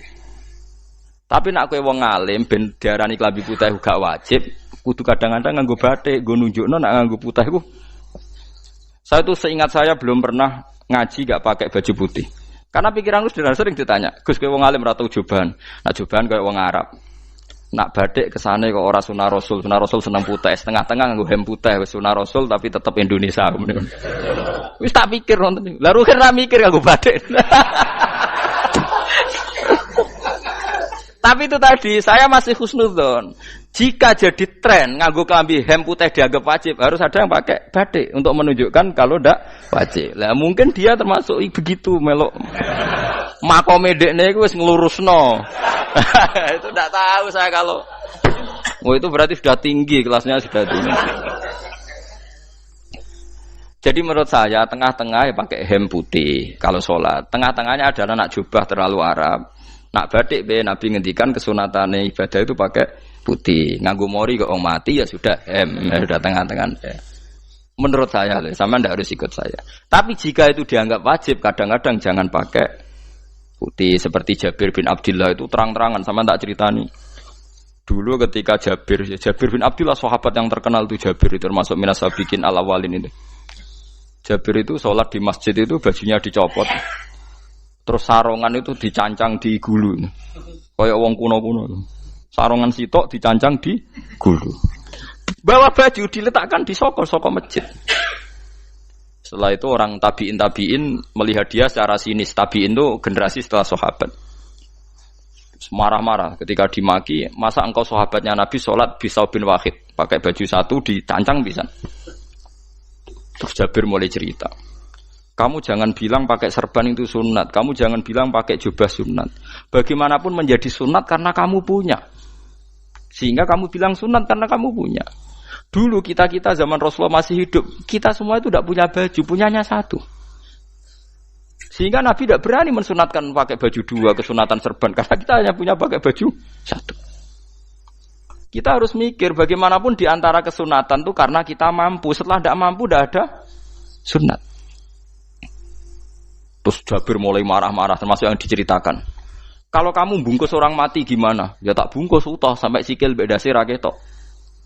Ya kan ya, nah ini mau mati dibungkus sempurna tuh. Nanti kok pepes itu ya dibungkus. Terus bariku lagi dibuka raine ya mus, sing mudin-mudin rai ya. Terus Jabir cerita, cara kowe wajib to ora jare Jabir? Nggih wajib. Ya wajib mergo iso. Terus dia cerita, dulu Sayyid Hamzah, dulu bapak saya Abdullah Jabir bin Abdullah. Itu saking enggak adanya baju. Itu nak ditutup sirahe mbek sarong, mboten kafan. Iku ketok sikile. Nak ditutup sikile ketok sirah. Akhirnya do matur Kanjeng Nabi kon nutupi sirah waj'al ala rijlihi shay'an min idkhirin. Akhirnya sing sikile ditutup suket. Saking gak anane baju. Kowe saiki Islam wis jaya kecangkeman sithik-sithik muni sunat wis dimaki-maki mbek Jabir. Wis meneng jar. Terus terakhir ngendikan ngene. Aku nglakoni iki liyaronil ahmak misluk. Pancen tak jarak aku salat ngene iki bento-bento kowe ben roh. Nak dhisik sejarah Islam ngene iki ya.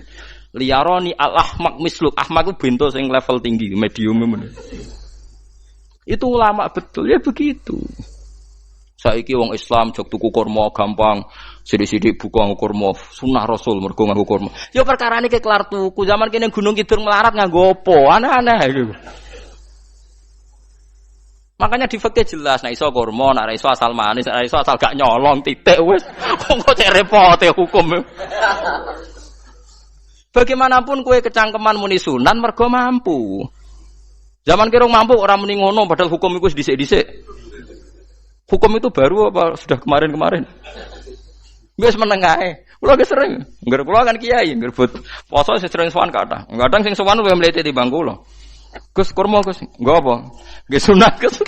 Ah sunah mbahmu pangan kowe. Oh kiai mbok warai ra sopan. Aku nak buka aku tegan amne. Aneh-aneh ya amne. Namun di sunah dhewe ae ora usah kecangkeman. Lagi buka kurma pirang tahun? Lebih kali tahun Gus. Umur piro? 40 Gus. Ah 38 tahun gak anggo sunah lagi 2 tahun gegere gak karuan. Biasa saja. Dulu Nabi itu ya biasa. Nabi kalau zaman ngendikan yang ngeper sampai 4 kali. Kalau nggak mampu ini, kalau nggak mampu ini. Nabi kalau ngendikan ya gitu sampai diulang-ulang. Karena Nabi tahu tidak semua umatnya gampang mendapatkan itu. Misalnya kafaroh puasa 2 bulan nuntut. Kalau tidak bisa ngasih makan orang miskin sekian. Kalau tidak bisa gini sampai habis. Kulo ma'rufin sedekah, kalau tidak bisa ya Rasulullah firsana satin, sampai ludus gak usah sikit tamrotin. Kalau gak bisa fabi kalimatin thayyibah, cangkem sing apik. Nek ra iso sementing aja merengut. Terakhir walau bitol kotin apa? Wajin. Itu lama mewarisi sekian kebaikan yang diajarkan Nabi, tidak terus dipatenkan satu ngel-ngel wong akeh. Kono apa ngekek kurma kok khutbah bareng sumpah. Wes pangan dhewe entekno. Ya ana sing sabar. Wes kula tobat Gus mun mboten ngomong-ngomong ngono. Ya biasa saja kalau ingin sunnah-sunnah biasa saja. Dawe Nabi wal qasda tabluhu. Kamu itu yang biasa saja. Biasa itu ya standar saja. Ya biasa. Jadi Nabi dulu kalau melakukan sunnah itu biasa. Sunnatun sanaha Rasulullah sallallahu alaihi wasallam. Ini sunnah yang dilakukan Nabi. Tapi di luar yang azimah. Azimah itu yang wajib atau fardhu ain itu sahabat biasa. Karena bagaimanapun kita bisa begini karena mampu. Seperti Jabir tadi, orang bisa sholat pakai serban, pakai jubah karena mampu. Zaman Nabi awal Islam, sama lihat Bilal, ada nak belodor gitu tuh. Sama lihat film Umar atau film-film Bilal. Itu memang nyata dulu itu la yajidu ahaduna illa sauban wahidan. Ndak ada yang kecuali punya baju apa? Sama dulu film-film, mulai versi seneng kitab sampai versi film itu sama. Bilal nak adzan ya bloder, ora adzan di bloder gak sopan. Oh memang ya duwene klambi mok sitok iku. Adlok ceritane Sa'labah bar salat salam langsung melayu. Berkali-kali yang bersalam melayu. Jebule apa genta kae. Ya Sa'labah bersolat ora witir melayu kenapa? Saya takoki ya Rasulullah, takoki Nabi. Sa'labah kata sahabat-sahabat kowe nak salat bar mulai langsung melayu. Ya Rasulullah, kambing kula namung setunggal, istri saya di rumah aja utuh. Iku saking ndak adanya baju. Oh, saiki nang sunatno kon. Ya begitu. Makanya ketika Sayyidina Umar idza ausa Allah fa ausiu. Nanti kalau sudah jembar ya jembar. Nak lagi ruwet ya ruwet. Ya sudah biasa saja. Paham ya? Jadi kalau suwun misalnya malah yudroku kulu, la yudroku nopo kulu. Kalau tidak bisa semua jangan sama sekali. Jadi misalnya kita tidak bisa jubahan, tidak bisa serbanan mergo ora wong Arab. Supaya saya ndak keriting jubahan kok tonggo ya guyu. Paham ya? Wah aneh ngono. Kemudian nek ora kaji kok jubahan malah digugat wong akeh. Ya sudah pakai hem putih saja. Yang penting dua semangat sunnah putihnya misalnya. Ya tengah-tengah gitu. Tapi kalau kira-kira dianggap wajib ya kan ganti badai kayak Ruhin itu. Itu makomnya sudah itu tadi sudah tinggi sekali. Ya Nabi itu kan misalnya Nabi nyifati rambut yang baik itu yang lurus ngombak gitu. Sifatnya Dajjal itu keriting. Tapi yang keriting ya enggak apa-apa. Bukan berarti wah keriting mirip Dajjal janda gitu. Ya itu kan Allah menunjukkan kekuasaan. Nanti kalau Allah bikin lurus semua dikira enggak mampu bikin yang keriting ya sudah dibikinlah yang keriting. Ya sudah gitu biasa saja buatan berlebihan. Paham gitu. Jadi Nabi itu kalau ngendikan seingat saya ini hafal banyak hadis. Kalau ngendikan tuh sampai berkali-kali. Itu tadi mulai kalau sedekah pakai ini kalau ndak mau sampai mulai firsana satin sambil wedhus ijek larang walau bisik kita mro separone kurma masih kadang ndak mampu fabi kalimatin thayyibah enggak mampu lagi ya soalnya tak sedekah walau bitol qoti wajin sedekahlah meskipun dengan ceria itu sirinya kenapa saya ngaji guyon karena paling ndak ceria itu happy coba kalau saya ngaji merengut meneng terus ketok nyesal terus sing ngaji kan mikir, Gus bak kurang apa? Kita ngaji ku ono sing kurang. Oh, terus sing kedonya nafsir wah paling kurang sangune. Wah jadi repot. Mulane kula ngeten wis tak pikir, memang sampun tak pikir. Guyon kula mek sampean nangis mbon ndi ganjaran akeh ndi. Mergo guyon kula bi ilmen nangis sampean mikir utang. Jadi terakhir sedekah talqati wajhin, wajah yang ceria, yang happy. Kowe iki happy kan yo seneng, paling gak mikir nasibe kan. Kiai iku happy sebenes. Jajal misale kiai kok rugen sumpeng. Maca kukar-kukur, bariku anop. Bariku kukur-kukur meneh. Kan wong mikir.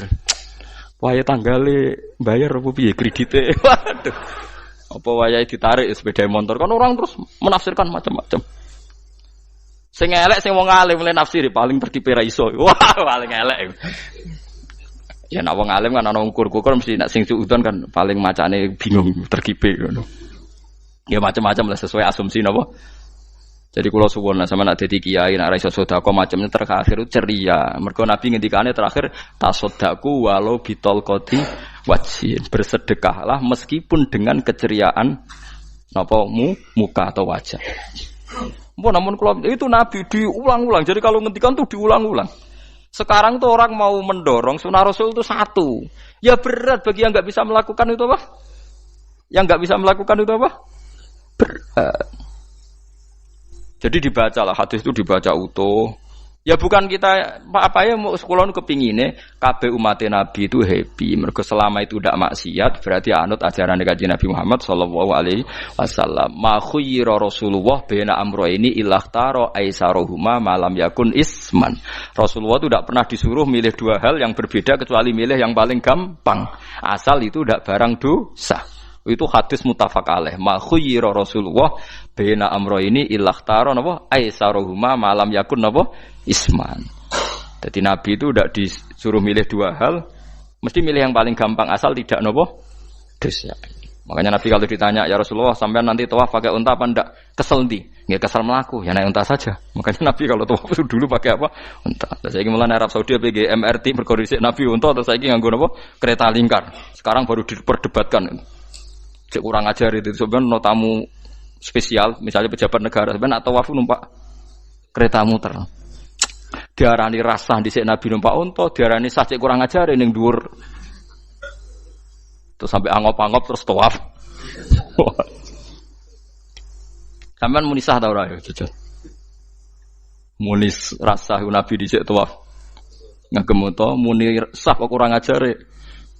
Wah, ya misale numpak kereta asenan anggap sithik-sithik sebeng 7. Kurang ajar juga. Saat ini lebih diperdebatkan, tapi ya mbok sing bakas ngono ben ngerti hukum sampean ben ora anak kiai ku bingung ulama yo mikir hukum iku ketok ceria kula sampean ora bingung ora ceria fa aba mongko mos sapa aksarun nasi sapa akeh manusa mo ila kufuron kecuali ngafirin nikmate Allah juhudan tegese ingkar nikmati maring nikmat haitsu qalu sekirane ngucap sapa kufar mutir nabi nawi kada mutir nadien kaeringi udan kita binawi kada sebab posisi bintang sing ngene iki. Walau syi'na la ba'atsna fi kulli qaryatin nadhira. Walau syi'na umpama ngersakno ingsun Allah la ba'atsna yektine nugasno ingsun utawa ngutus ingsun fi kulli qaryatin. Ing dalam saben-saben daerah desa nadhiron ing wong sing ngelingno. Umpama Allah ngersakno kabeh desa ya di nabi, tapi kok kakek nabi malah repot kan. Yukhawifu kang ngekeki peringatan sapa nabi ahlah ing penduduk Qaryah. Walakin ba'asnaka tetapi ini ngutus ingsun ka ing sira Muhammad ila ahlil qura maring kabeh penduduk kuliah sekabehane ahlil qura nadhiron khalidati nadhir khalidati nabi liya'zuma supaya gedhe apa ajruka ganjaran sira. Tapi kabeh nabi niku nggih pokoke Allah mampu mawon tiap desa dikai nabi, tapi Allah ndak melakukan itu, cukup nabi sitok terus kabeh iku nanut Nabi Muhammad sallallahu alaihi wasallam. Mulane ana guyonan wong Arab wong Jawa apik endi? Apik wong Jawa aja. Ke wong Arab iku cara obat iku dosis tinggi, mulane dikirimi nabi. Wong Jawa cukup mudin, cukup kiai wis Islam. Dadi rapati salah lah. Penyakitnya ringan, jadi diobati kiai wis dadi iman. Nah wong Arab kudu napa? Nabi. Berarti penyakit berat mek ringan nabi endi? Nabi ringan, mulane jare ana, jare kiai Jawa, kita apik wong Jawa kok wong Arab. Mergo ora butuh napa? Nabi. Berarti dosisnya kan kecil ya, rendah. Sauni-uni mus. Wong bingung, ngono kok omongane wong napa? Bingung. Lha opo nganalisis ngono barang. Ya wong nganggur iku repot terus.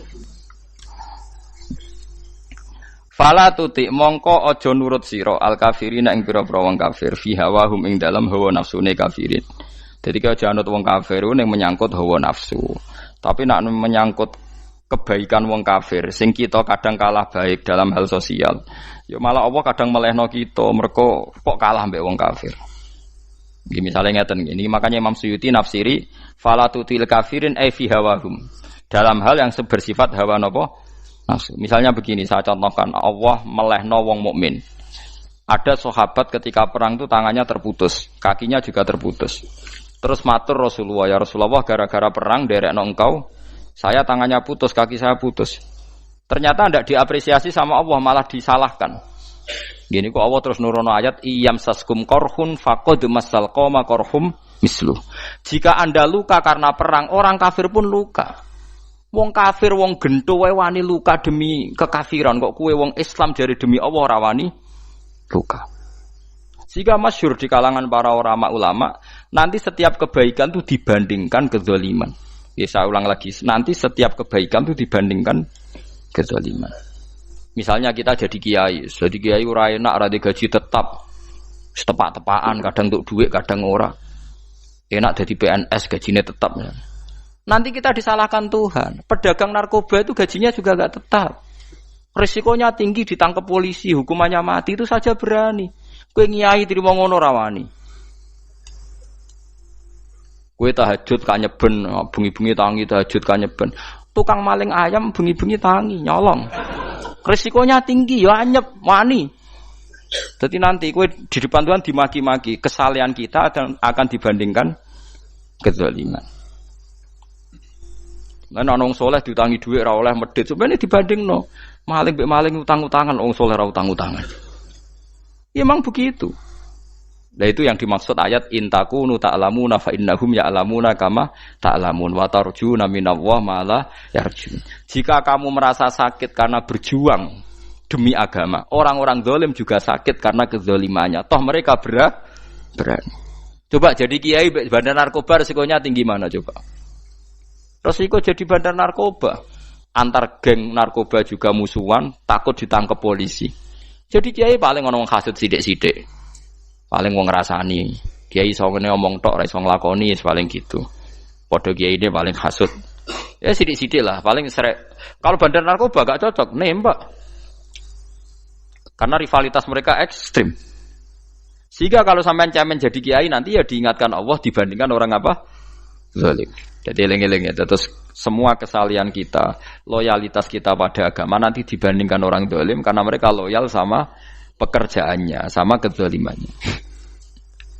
Enggak terus preman-preman nak belani konco wani mati. Kadang kiai santri belani kiai ini rapati wani mati. Wis repot preman-preman nak tobat wis repot. Kulo nu rada nyesal mek tobaté preman.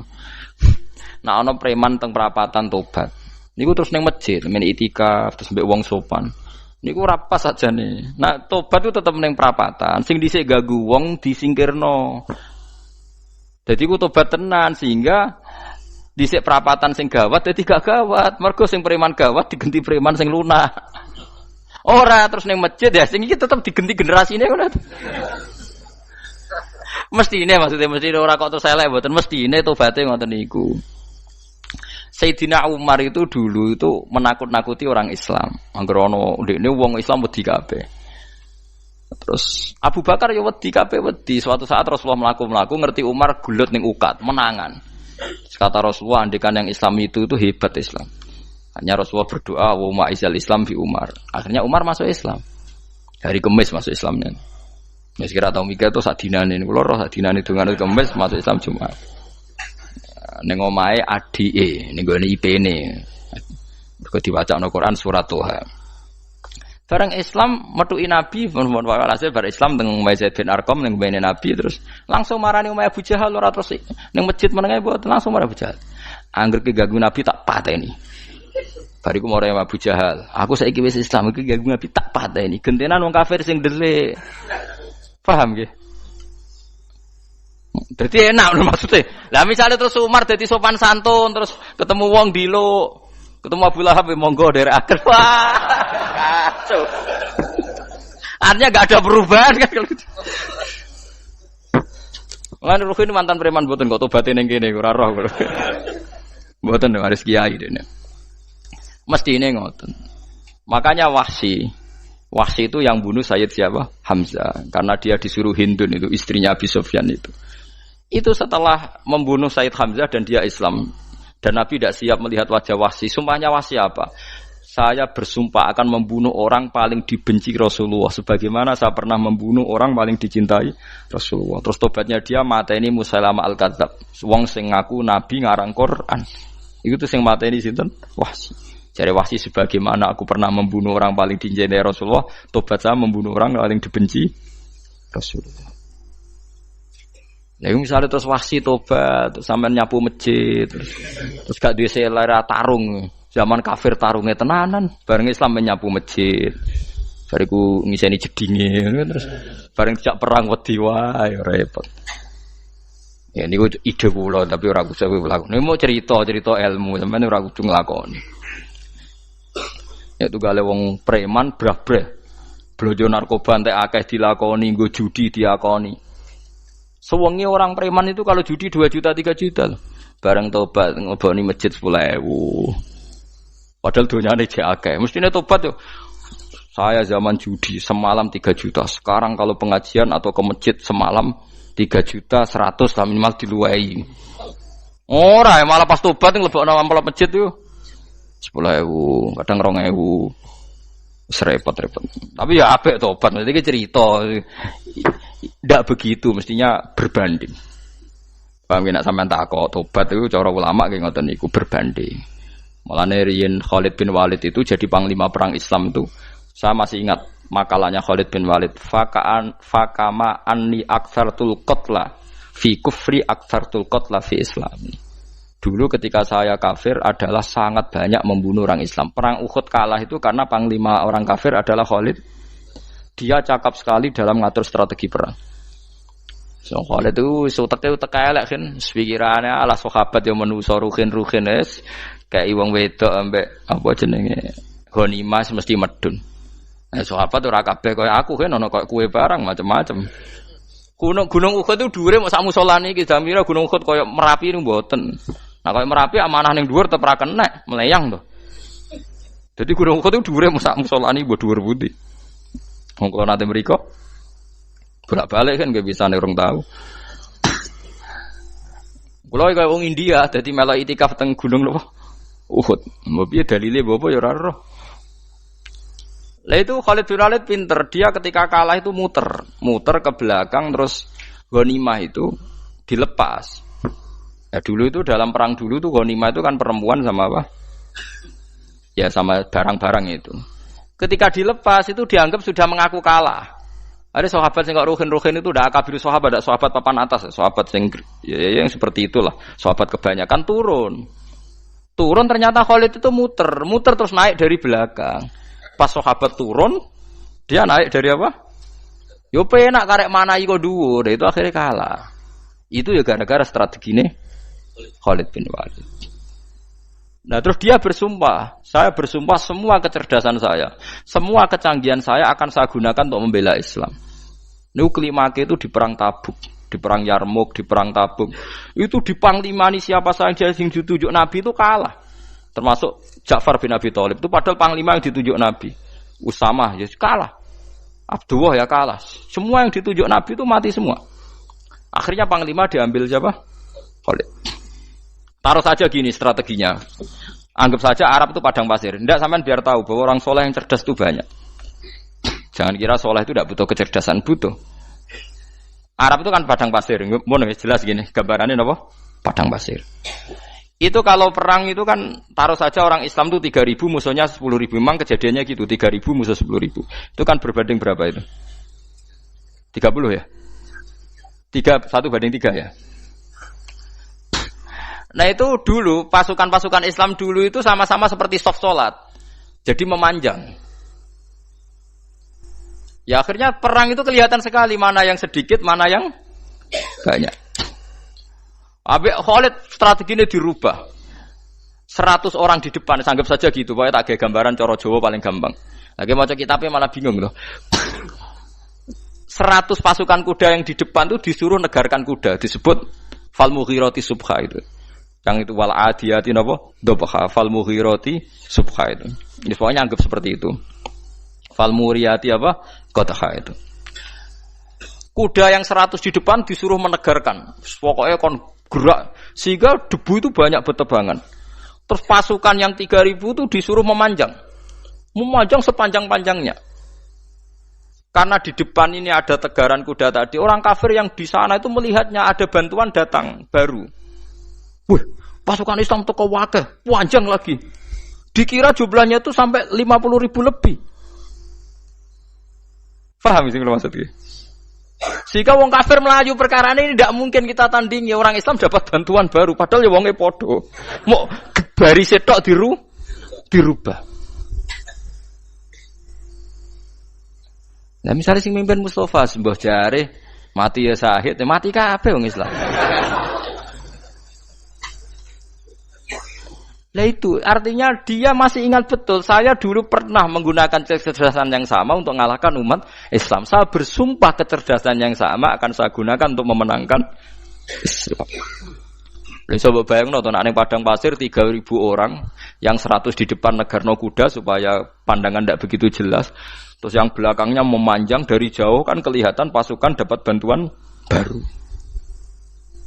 Padahal ya orangnya sama. Akhirnya orang kafir merasa wah enggak imbang. Kita tidak imbang karena orang Islam dapat bantuan. Terus menang perang itu.